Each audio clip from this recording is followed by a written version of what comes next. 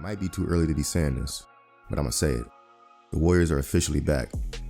Now winners of 5 in a row and 8 of their last 11, with 2 of those losses coming in overtime, and the other one being a 1-point loss to the Kings, the Warriors are finally showing signs of life. And not just that, they're showing signs of a title contender. Over these past 11 games, since the tragic passing of Warriors assistant coach Decky, the Warriors had a 17-point average margin of victory. They've won by 20 or more in 3 of the last 4 wins. They're number 4 in offense with a 122 offensive rating and number 3 in defense with a 111 defensive rating with a 10.8 net rating during that stretch. A top 5 offense, a top 5 defense, and a top 3 net rating sounds like a title contender to me. Now obviously, an 11-game sample size isn't large enough to jump to any sweeping conclusions, normally. And don't get me wrong, the Warriors still got a lot of work to do, but I think the timing of this 11-game stretch of elite play, happening right after the tragedy that took place with Coach Decky, leads me to believe this team galvanized behind each other and flipped the switch. If they continue on this trajectory, they're easily going to make the playoffs. And when they do, no team's going to want any parts of dealing with a scrappy veteran team full of champions. The main reason being, they got a dude by the name of Wardell Stephen Curry that you got to beat 4 times out of 7 in the series. And I don't care who you are or how favored your team is. Putting down a Curry-led team in anything less than 6 games has never been done before. As long as the Warriors have number 30 still playing at a high level, they'll always have a chance. Podziemski has it. Here come the screens. Curry comes free. Gets the ball, puts up a three-pointer. Bang! Steph Curry nails a three-pointer with 7/10 of a second remaining. Steph's been on an absolute tear this past month. Curry's 74 of 151 from 3. That's 6.7 makes per game on 49% accuracy.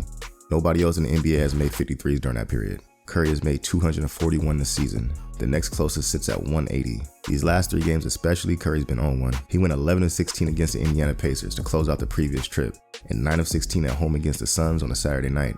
Then backed it up with a 7 of 16 night against the Jazz, making 4 of those threes in the fourth quarter to put Utah to bed. He's just been playing at an unreal level. And now that he has a legit second option and Jonathan Kuminga to back him up, this Warriors offense built around those two have been damn near unstoppable. In a recent article by Logan Murdoch, Klay discussed his future with the team and said he was willing to accept having a reduced role if it means staying with the only franchise he's ever suited up for. Yeah, there's nothing wrong with that, he tells me. I'll be 35 next year. At 35, coming off an ACL and Achilles tear, and still have the ability to be a really good player.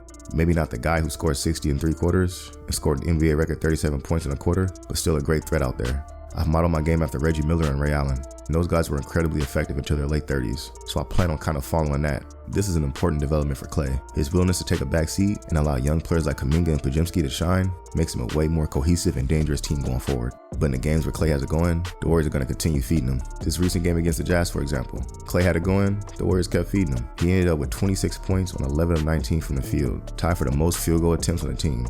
The trade deadline came and went, with the Warriors elected not to shake up the roster with a big trade, instead moving off Corey Joseph to free up a roster spot for a potential buyout candidate, while saving tax money in the process. The Warriors have strong eternal belief that they already have enough to compete with anyone. They just needed to get everyone back healthy, and more importantly, they needed their vets to play better, mainly Andrew Wiggins. And for the past month now, he's done just that. After being traded to the Utah Jazz at the trade deadline, Otto Porter Jr. is expected to be bought out and eventually become a free agent, which leads me to the question, should the Warriors bring back Otto Porter Jr.? Me personally, I think it's a no-brainer.